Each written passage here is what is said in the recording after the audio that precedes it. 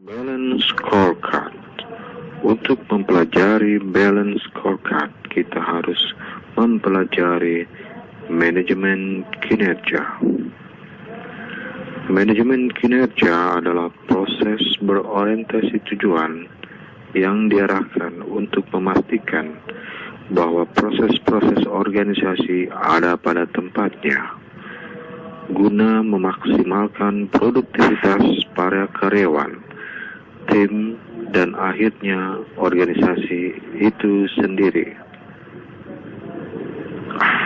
Ada dua komponen manajemen kinerja. Yang pertama, pengukuran dan umpan balik kinerja. Yang kedua, komponen imbalan dari kompensasi total. Penilaian kinerja adalah proses yang dilakukan organisasi untuk mengevaluasi hasil kerja para karyawannya. Penilaian kinerja merupakan proses formal untuk mengevaluasi kinerja dan memberi umpan balik. Manfaat penilaian kinerja adalah memperbaiki kinerja, menyesuaikan kompensasi, penempatan karyawan, kebutuhan pelatihan dan pengembangan. Berikutnya, manfaat dari penilaian kinerja adalah perencanaan dan pengembangan karir, mendeteksi kelemahan proses staffing, mendeteksi ketidaktepatan informasi, mendeteksi kesalahan desain jabatan. Di samping itu, manfaat penilaian kinerja menurut Werner dan Davis adalah untuk menjamin kesempatan kerja yang setara, mendeteksi faktor eksternal yang mempengaruhi kinerja, dan memperbaiki umpan balik bagi Departemen Sumber Daya Manusia. Elemen-elemen kunci penilaian kinerja. Kinerja karyawan. Penilaian kinerja yang berisikan ukuran-ukuran kinerja, standar-standar yang terkait dengan kinerja, dan umpan balik karyawan.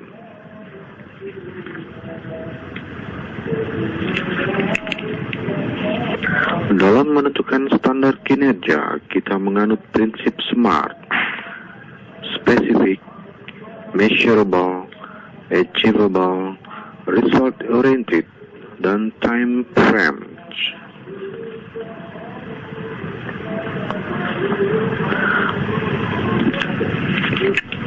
Banyak sekali metode-metode penilaian kinerja, antara lain metode penilaian umpan balik, metode skala penilaian, metode insiden kritis, metode standar kerja, metode peringkat, metode distribusi dipaksakan, metode skala penilaian berjangkau, sistem berbasis hasil, dan juga kita mengenal dengan nama Balance Scorecard. Nah, dalam pembahasan kali ini kita akan membahas lebih jauh mengenai Balance Scorecard. Balance Scorecard adalah konsep yang mengukur kinerja suatu organisasi dari 4 perspektif. Yang pertama, perspektif finansial. Yang kedua, perspektif customer. Yang ketiga, perspektif proses bisnis internal. Dan yang keempat, perspektif pertumbuhan dan pembelajaran. Konsep Balance Scorecard ini pada dasarnya merupakan penterjemahan strategi dan tujuan yang ingin dicapai oleh suatu perusahaan dalam jangka panjang, yang kemudian diukur dan dimonitor secara berkelanjutan. Pada kesempatan kali ini, kami dari mahasiswa Pasca Sarjana Universitas Nasional akan menjelaskan mengenai balance scorecard serta implementasinya di dalam perusahaan Pelita Air Service. Selamat pagi, salam sejahtera bagi kita semua. Terima kasih teman-teman yang sudah hadir di kelas Pasca Sarjana Universitas Nasional, dan terima kasih juga kami ucapkan kepada Bapak Dr. Rusdi Musa Ishak, SPMSI. Dalam hal ini beliau sebagai dosen pembimbing kita dalam mata kuliah Manajemen Kinerja dan Kompensasi. Kami dari kelompok 2 kebetulan akan mempresentasikan materi balance scorecard. Kami terdiri dari 4 orang, Bapak Febrianur Patria, Ibu Yustia Kusmalina, Nunun Nurjaya, dan Bapak Ade Sarengan.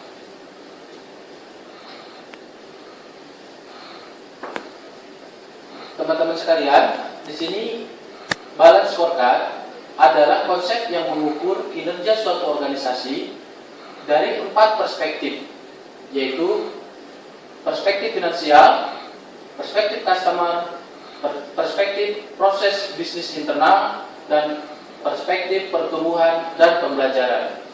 Konsep balance scorecard ini pada dasarnya adalah merupakan penerjemahan strategi dan tujuan yang ingin dicapai oleh suatu perusahaan dalam jangka panjang, yang kemudian diukur, dimonitor secara berkelanjutan.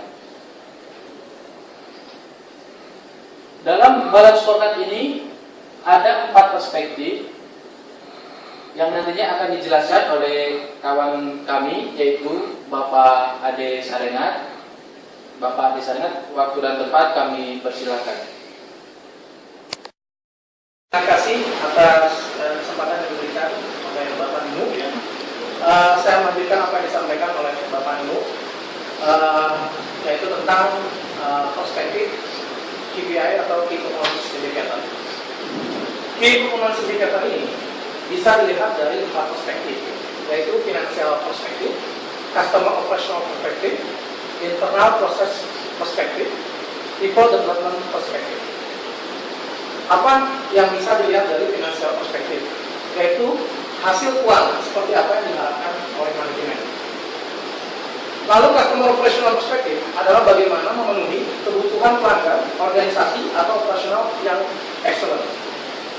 Internal process perspektif adalah proses kerja kunci yang harus dilakukan untuk meningkatkan kontribusi lembaga. People development perspektif, bagaimana butuh sumber daya manusia, organisasi, IT, dan pengembangannya.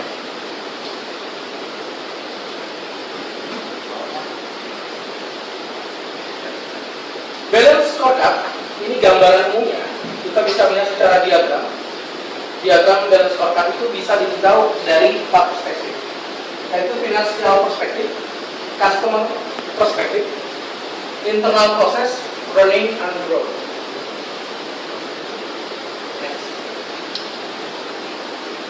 Balance scorecard. What is balance scorecard? Balance scorecard is a framework that helps organization visual its strategy and translate the strategy into operational objectives that drive both behavior and performance. Defining balances. Financial and non-financial indicators, past, current, and future indicators, internal and external indicators, cost, driver, lead, and effect outcome indicators.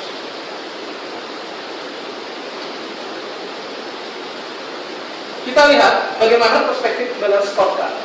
Kita berbicara tentang kemarin, bicara tentang finansial, bicara tentang hari ini, internal business process, customer, dan bicara ke depan kita bicara tentang learning and growth untuk mencapai, sama-sama mencapai tujuan vision and strategy. Baik, Mas Ade, atas penjelasan oleh balance scorecard, dan tadi sudah dijelaskan oleh Mas Ade mengenai perspektif balance scorecard. Jadi ada 4 perspektif yang perlu kita ketahui bersama. Yang pertama, financial perspective.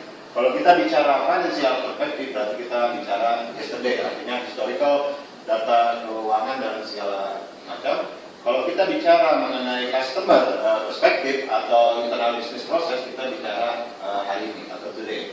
Nah, kalau kita bicara mengenai learning and growth, itu adalah bicara mengenai future. Nah, ini semuanya berada dalam lingkup vision and strategy. Nah, kalau kita ibaratkan di speedometer, speedometer ini ibarat sebagai current performance, artinya yang mengenai today-nya tadi ya. Sementara untuk future performance kita bicara mengenai learning and growth-nya. Baik, ini ada beberapa contoh mengenai strategic maps expression di fast food restoran. Kita mungkin mulai dari mengenai skillnya dari para employee-nya. Di sini kita bicara di learning and growth. Bagaimana skill dari employee bisa meningkatkan profit yang merupakan efek finansial dari seluruh proses di sini. Nah, dari skill employee kita akan mendapatkan quality food atau kualitas dari makanan dan layanan secara cepat. Ini ada di internal business process. Sedangkan di customer-nya kita dari hasil quality food dan cost service kita akan mendapatkan kepuasan dari customer service-nya yang akhirnya akan meningkatkan profit dari perusahaan food restoran. Oke, nah ini ada penyelesaian atau alignment mengenai strategi dan kinerja organisasi secara vertikal maupun secara horizontal. Implementasi strategi yang efektif ini dapat terjadi di seluruh unit kerja yang akan melakukan penyelesaian. Nah, untuk berikutnya terkait dengan implementasi mengenai balance scorecard tadi akan dijelaskan secara jelas oleh Ibu Tia di perusahaan PT Prita and Service. Silakan Bu Tia. Bapak Ibu sekalian, setelah tadi kita mendengar penjelasan singkat mengenai balance scorecard, kita akan masuk dalam implementasi balance scorecard di PT Prita and Service. Konten yang ada dalam pembahasan ini yang pertama adalah mengenai basic konsep dari KPI itu sendiri, kemudian konsep dari KPI PT PAS, cascading kepada divisi atau departemen dari KPI itu sendiri, dan KPI goal dan objektif apa yang akan dicapai. Yang pertama, basic konsep dari KPI. Nah, ini adalah Key Performance Indicator. Berdasarkan pada visi, misi, dan strategi dari perusahaan, kemudian menjadi strategic objektif, kemudian diturunkan dalam bentuk KPI, di mana KPI itu dipengaruhi oleh identifying, defining, measuring, dan monitoring, kemudian ada reporting, maka semua ini akan menuju kepada company strategi.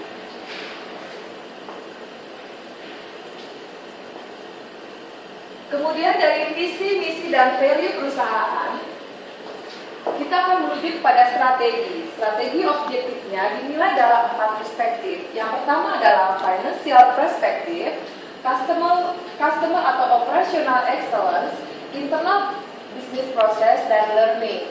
Kalau di KPI, kalau di balance scorecard secara umum, ada namanya customer perspective, tapi sebenarnya ini adalah customized, disesuaikan dengan kondisi perusahaan. Di mana PT Prita Air Service yang operasionalnya begitu banyak, maka untuk aspek customer perspective kita tambahkan sebagai operational excellence. Kemudian dari strategi objektif dari 4 perspektif ini akan dibentuk key performance indicator dari beberapa indikator. Ini adalah tingkatan key performance indicator. Yang pertama dari strategic objektif, dia akan turun kepada hasil yang dapat diukur, kemudian aktivitas yang akan diukur, dan kemudian akan menuju pada KPI result dan KPI proses. KPI result adalah KPI yang mengukur pencapaian hasil akhir yang ingin dituju oleh sasaran strategi. Kemudian KPI proses adalah KPI yang mengukur pencapaian proses atau aktivitas yang dilakukan untuk mencapai KPI result. Sementara itu di PT Pelita Air Service, bobot yang ditentukan adalah bobot dari 5 sampai 10% masuk dalam ukuran imported. Kemudian bobot 10 sampai 15% masuk dalam hitungan very important. Kemudian lebih dari 15% adalah critical. Ini maksudnya adalah bobot dari masing-masing indikator yang terdapat dalam 4 perspektif yang sudah kita jelaskan sebelumnya.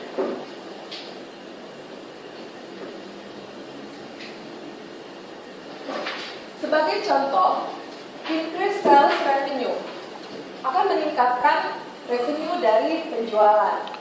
Kemudian diturunkan dalam ukuran hasil yang dapat diukur, kemudian ukuran aktivitasnya. Misalnya, sales revenue, yaitu kalau untuk dari aktivitasnya, misalnya jumlah kunjungan klien yang prospektifnya itu ada berapa, kemudian jumlah pameran produk yang dilakukan berapa kali dalam sebulannya.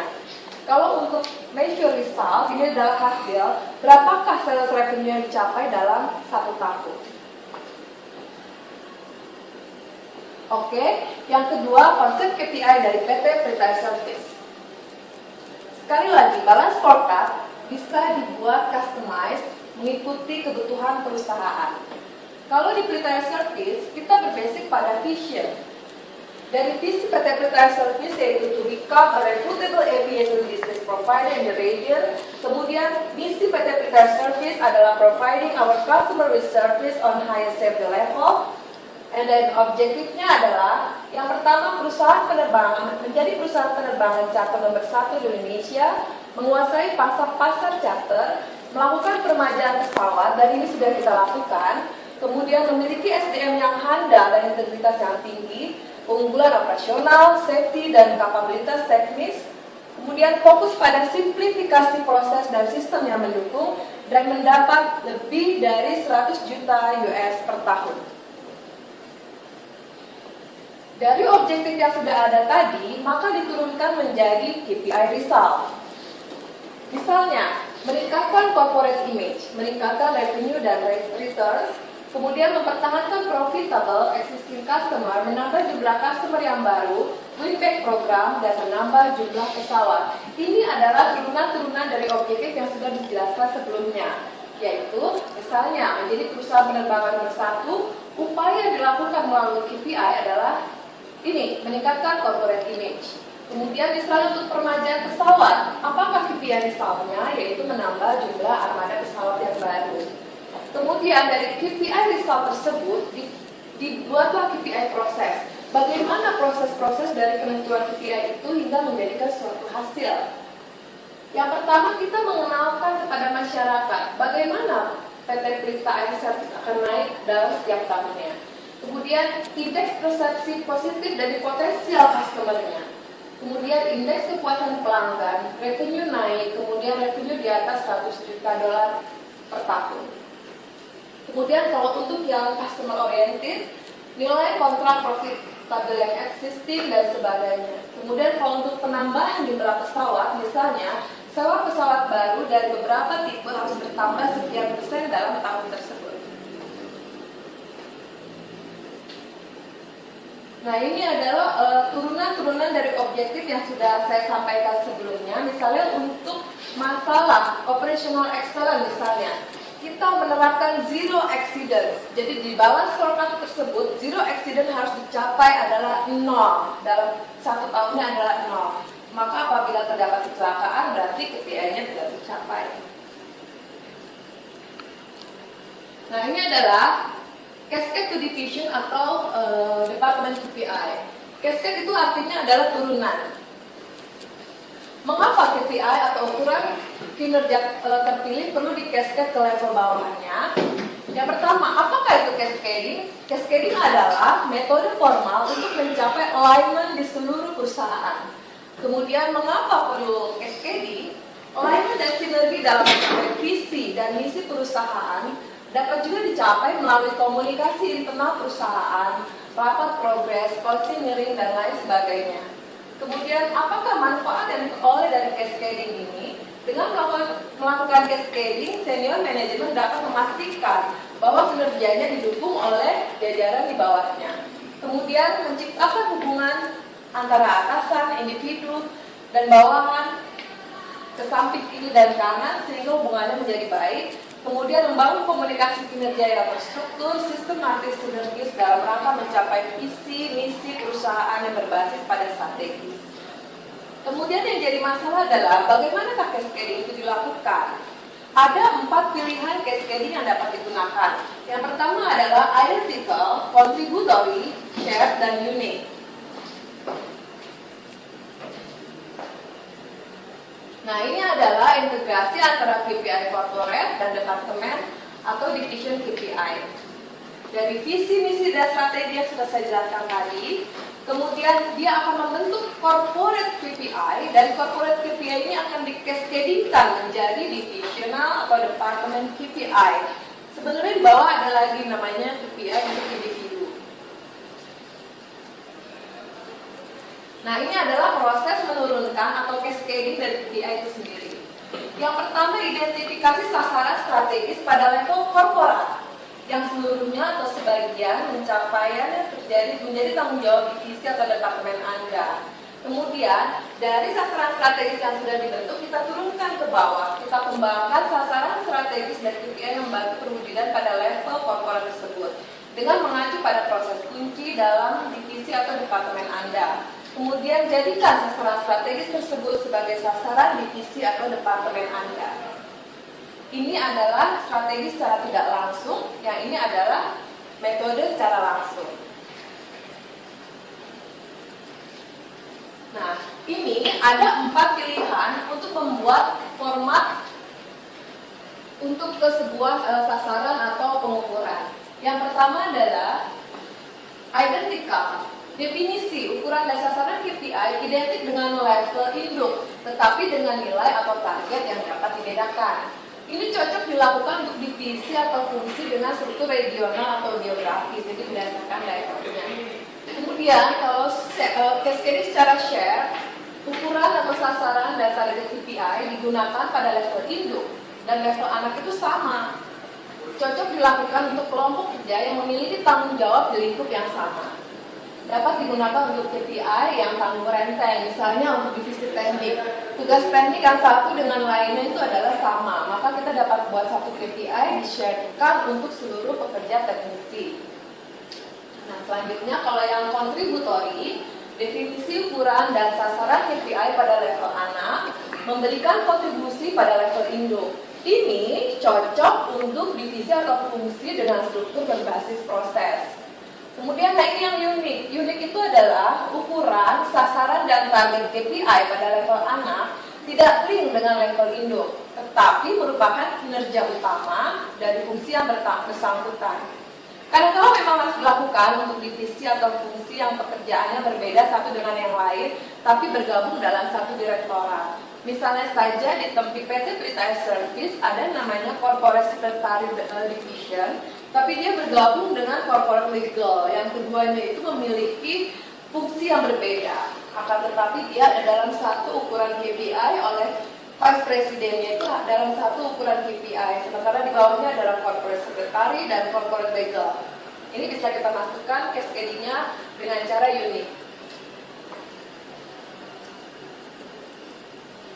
Nah, ini adalah contoh cascade untuk tiap